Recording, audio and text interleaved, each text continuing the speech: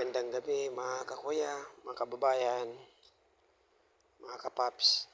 Ito, katapos ng halos isang linggo mahigit na pag-ulan, mga dala ng habagat, ito medyo gumanda konti ang panahon at sumubok ulit tayo magbiyahe ng gabi dahil ito naman talaga yung ah, napakagandang pagkakataon pagbiyahe ng gabi kasi unang-una, konti ang sasakyan. So, maluwag ang mga kalsada. Mabilis ang transportasyon kasi nga konti lang mga nagbibiyahe dahil karamihan sa araw. Tapos hanapin natin yung mga lugar na maraming booking dahil sobrang napakabilis po talaga mag-pick up at maghatid ng pasahero.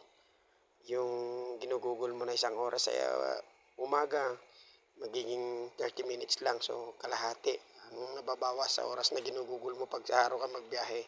So, bagamat sabi nga, medyo may katahimikan sa gabi, medyo critical dahil alam nyo na, hindi natin maiwasan yung may mga kawatan sa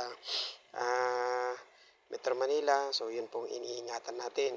Lagi tayong alerto, lagi tayong maging aware sa paligid natin kasi may mga ilan na napapabalita pa rin na may mga masasamang gawain pa rin yung mga taong hindi marunong lumaban ng patas.